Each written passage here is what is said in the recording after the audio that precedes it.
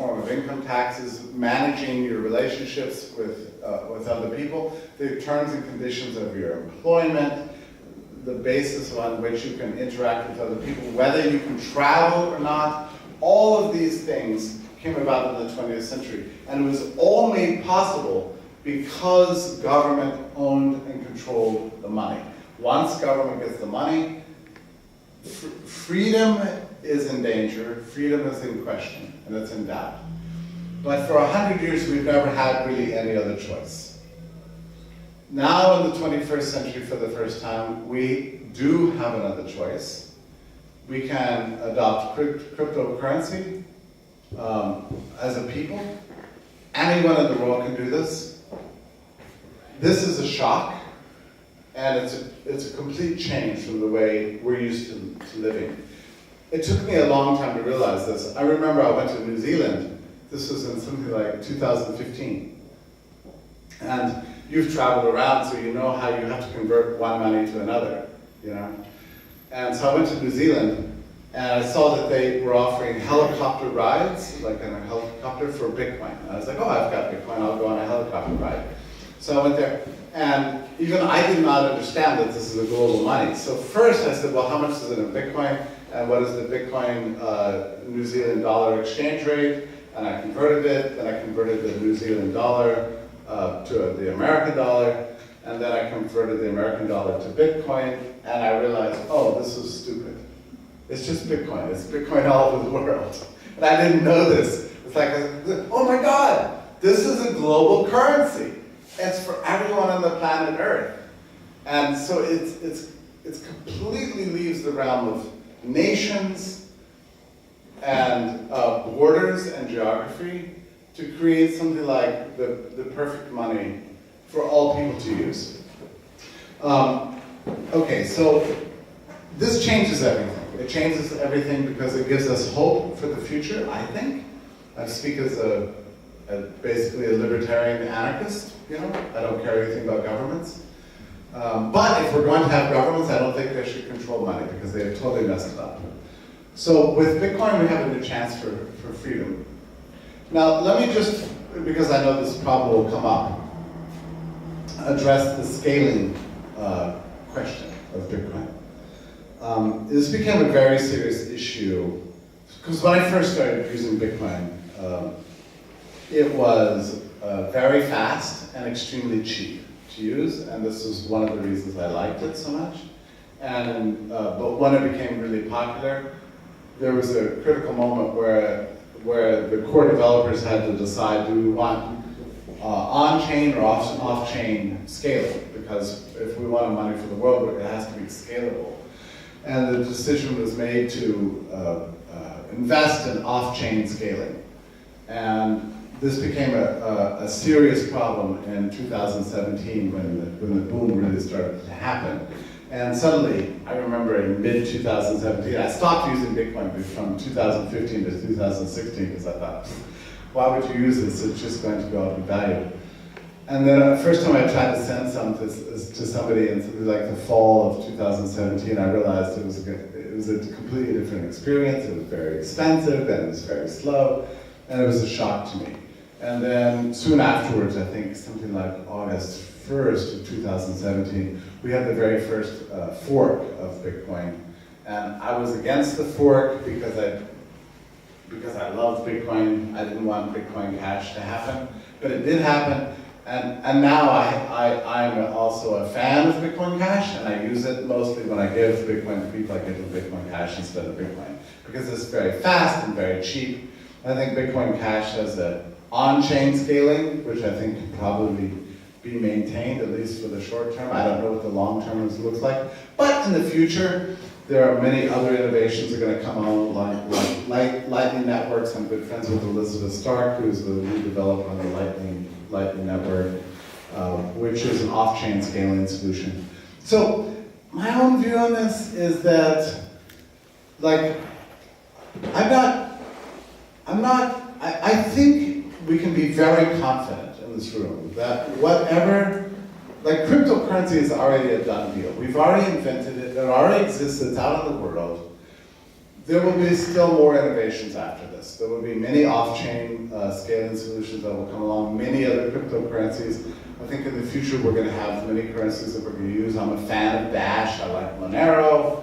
I like all these solutions really, and I'm not a Bitcoin maximalist, although like I'm a fan of Bitcoin, but I'm also in favor of all these other solutions, including solutions like Ethereum that specialize in smart contracting and all the rest of it. My point is, friends, that these are new times. And I look at governments around the world, and I look at bankers and financial professionals, and they're continuing to act as if life is normal, just like it always was. But it is not anymore. Times have changed, and we are living in the midst of this change, and the ground is shifting beneath our feet. I don't think the old forms of banking and money and central banking and regular finance are long for this world. Cryptocurrency is going to change the way we invest, the way we make contracts with each other, the kind of money we use, and finally, in the 21st century, we have a check on power, we have a check on evil, and we're in the process of building, I think, a beautiful kind of freedom for the future. I think it's going to happen in our lifetimes. So thank you for inviting me, and thank you very much, and I'm glad to take any questions you might have. Thanks.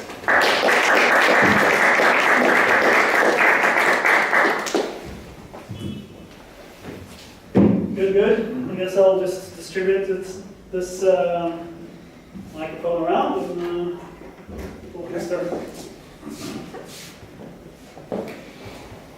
I think that a lot of Austrian economists were disappointed that this massive money printing did not end up with inflation on the consumer level. Oh, in 2008?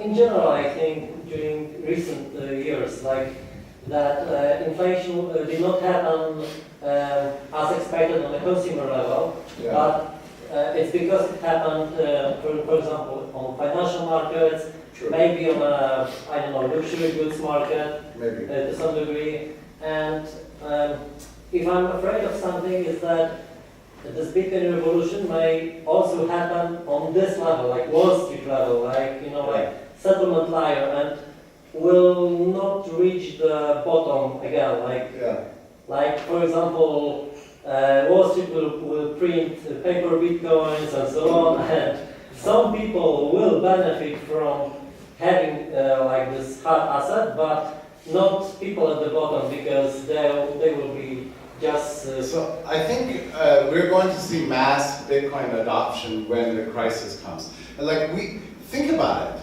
The last great financial crisis happened in 2008, right? Before we had Bitcoin. What is the next one going to look like? I think it's going to be very interesting. And you look at people around Krakow, and maybe only just a few people care about Bitcoin, but almost everyone's going to care about it if it starts to get crazy out there. And I think about this in the United States. Like in 2008, do you remember 2008, by the way, the crisis? You don't. A little bit. Yeah. So the President of the United States said, we have to give the bankers $400 billion immediately, or else you will go to your ATM and you won't be able to pull out your money from the bank. He actually said this. So that was 10 years ago. I want to see what's going to happen when the next financial crisis comes. And it will definitely come. Maybe in the next 5 years, maybe in the next 10 years, but at some point it will come. And I think at that point we're going to see a tremendous amount of adoption of Bitcoin. And I'm not worried about Wall Street using blockchain technology, monopolizing it, because ultimately I think these systems are all decentralized, and miners in China, I don't consider that centralization. Just because there's cheap electricity in China doesn't mean that Bitcoin is centralized. It's still, anyone can run a node, and even if it's not Bitcoin, we have plenty of other options. look forward to the next financial crisis, but at least in the next financial crisis, for the first time, we're going to have a choice about it. And that's what matters the most. I mean, again, I worked for the American Institute for Economic Research, which was founded in 1933. When FDR confiscated the gold, people didn't have a choice. But now, finally, we have a choice in currency, which I consider to be like the greatest thing that ever happened. Could the people not just hide this gold, like in backyard or something? People did hide the gold in 1933. And in fact, the velocity of money really collapsed in 1934. Like, banks stopped lending and people hid the gold. But it was criminal penalties of $10,000 in 1933. Like, that's a lot of money. That's something like, I don't know, like, adjusted for inflation, that's something like $100,000. Oh, it ran out? That's fine. I turned it off, maybe? You're still audible. Yeah. Maybe switch, and hopefully people have loud enough voices, perhaps. Yeah, but no, this one doesn't work either. I think battery. For both at the same time? Yeah, it doesn't matter. But yeah, people hid it, but lots of people went to jail in 1933. Like FDR put in jail something like 150 people for hoarding their gold. I mean, it's just a disaster. Probably just that many people have gone to jail for Bitcoin in the meantime, actually, as I think about it. But I expect there will be mass adoption of the next financial crisis, and it'll be glorious. I mean, in Venezuela today, cryptocurrency is the way you live. I have friends of mine who are miners in Venezuela. They're mining Smart Cash and Bitcoin Cash, Monero, and Dash all over Venezuela today, and it's become a source of their life, really, essentially. And this is, to me, just glorious. We don't have to depend on government anymore. Okay, go ahead. What do you think is the chance of central banks adopting or purchasing Bitcoin to add to their reserves of foreign currencies? I think there's a chance, and I think it's okay if they do that. I personally have no interest in something like a government created crypto.